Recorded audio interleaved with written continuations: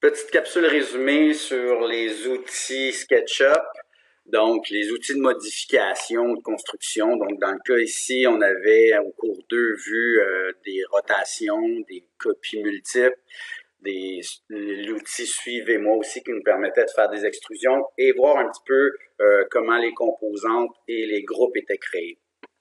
Donc dans cette capsule-là, on va commencer par le mode de sélection. Mode de sélection, si j'ai une surface qu'on voit ici en grisé, si je veux la sélectionner, donc un clic, je sélectionne la surface.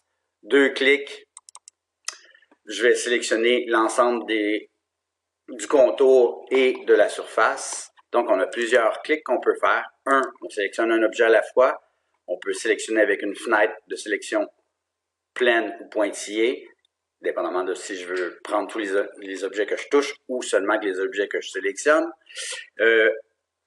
Avec les clics, on a, premier clic, l'objet ou la surface que je sélectionne. Double clic, je viens sélectionner l'ensemble du contour. Et si j'ai des objets multiples, en fait, comme ceci, je viens sélectionner une surface. 2 clics, tout le contour et la surface. 3 clics, l'ensemble de l'objet. OK? Donc, ça, c'est nos modes de sélection. Je reviens à mon objet ici. Donc, avec ma souris, si je laisse mon doigt sur la roulette, je peux faire ce qu'on appelle une orbite. Si je fais Shift, je vais pouvoir déplacer ma vue avec l'outil panoramique qu'on retrouve ici dans le menu. OK. Dans le cas de copie multiple, je vais sélectionner prime abord mon objet. Je vais aller chercher l'outil déplacer. Donc, il va me permettre de faire une multitude de commandes. Donc, déplacer, oui, prime abord, copier, étirer mes objets. Donc, je sélectionne mon outil. Je vais sélectionner mon point de départ. Ici, je fais juste déplacer mon curseur dans l'axe des X, l'axe des Y ou l'axe des Z. Je vais pouvoir déplacer mon objet. Si j'appuie une fois sur la touche CTRL, l'objet va rester là et je suis en train de faire une copie. Je peux lui entrer la distance. Donc, dans le cas présent, je voulais avoir 16 pouces, soit 4 pouces entre mes objets. Mon objet mesurait 1 pied. Donc, si j'ai inscrit ici la valeur 16 ou 1 pied 4, il va copier l'objet exactement à l'endroit que j'ai demandé. J'aimerais répéter cet objet-là un nombre de fois à la même distance. Je vais faire Shift et je vais aller chercher l'astérix pour faire multiplier et j'entre le nombre que je vais avoir. Donc, il va recopier mon objet le nombre de fois que j'ai demandé. Autre façon d'utiliser cet outil-là, je vais resélectionner mon objet. Là, ce que je veux faire, c'est avoir une distance totale que je divise par un nombre de segments que je veux avoir. Donc, ceci étant dit, je vais utiliser déplacer comme j'ai fait tantôt. Je vais faire encore une fois CTRL. Je vais venir positionner mon objet à l'endroit où je veux l'avoir. Donc, je veux l'avoir exactement à 7 pieds de distance. Enter. Et j'aimerais ça diviser cet espace-là en 5 espaces égaux. Donc, je vais faire Shift barre oblique pour diviser et je vais lui demander le nombre de segments que j'ai besoin. Donc, il va diviser cet espace-là par le multiple que j'ai demandé. Prochain outil, l'outil pivoter, fonctionne sensiblement comme mon outil déplacer, c'est-à-dire que je vais pouvoir, oui, faire une application sur un objet en particulier, mais je pourrais le recopier aussi. Donc, je vais sélectionner mon objet, à faire pivoter. Je vais aller chercher mon icône.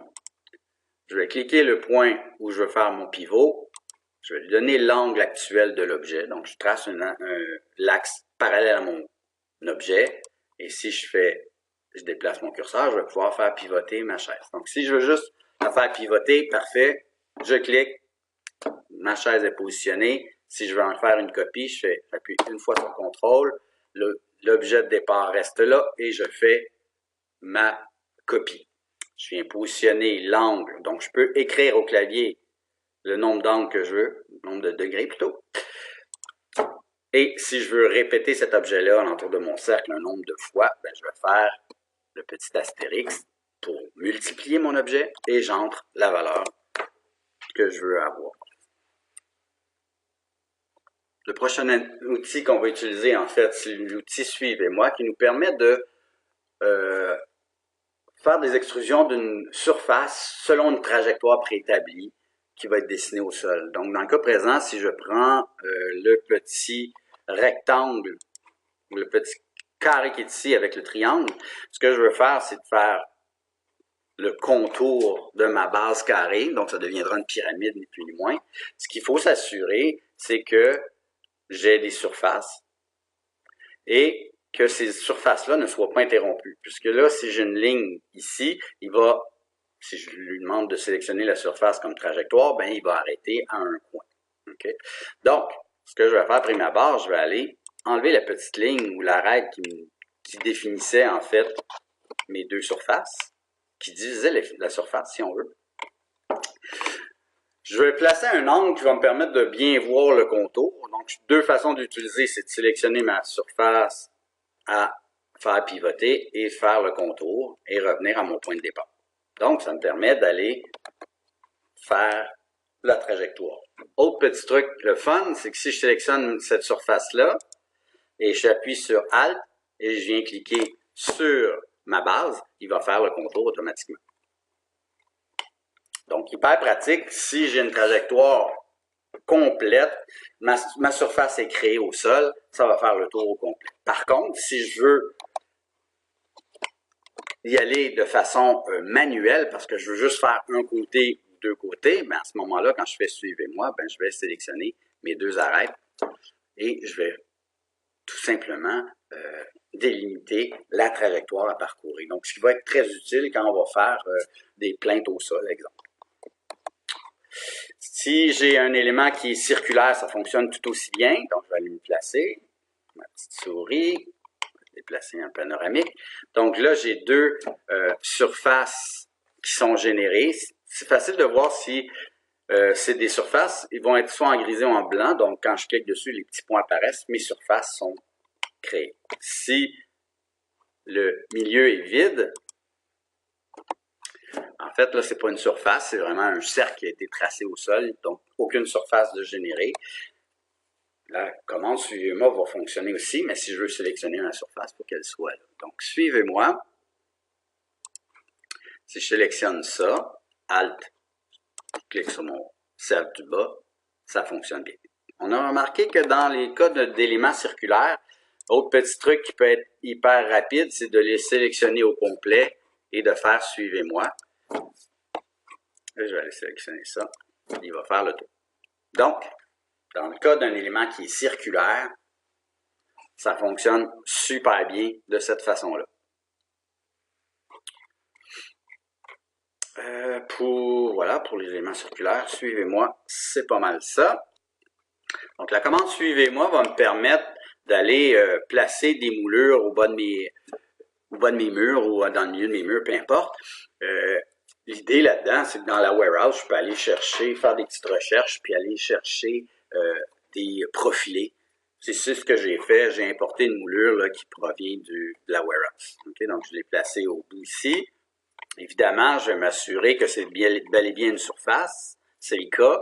Si jamais votre élément est regroupé, ben en fait, si j'essaie de faire appuyer, ça fonctionnera pas. Donc, je vais avoir un petit indice, là, le petit cercle avec une barre oblique dedans qui m'indique que je peux pas faire de Suivez-moi.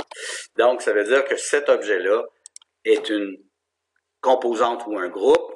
Je dois prime abord l'éclater pour récupérer la surface qui est à l'intérieur. Donc, ce n'est plus un bloc ou un groupe. À ce moment-là, je vais pouvoir faire un fugitif. Si je fais Suivez-moi, je vais m'assurer de bien voir toutes les surfaces parce que sinon, il va sélectionner qu'une seule surface à la fois. Donc, moi, ce que je fais, c'est que je vais faire un zoom sur la portion à faire appuyer mon Suivez-moi dedans. Donc, quand je vais sélectionner ma surface, je vais pouvoir aller sélectionner. Donc, si je veux aller au sol, si je veux faire le contour de de ma surface, je vais pouvoir rapidement aller jusqu'au coin et faire le contour. Donc, vous avez remarqué que le suivez-moi va fonctionner aussi bien dans les axes X, Y, mais je peux aussi aller en Z, donc pour faire les surfaces verticales. Donc, dans mes outils de dessin, on a vu que, bon, oui, effectivement, on peut faire un rectangle d'une dimension X, Y.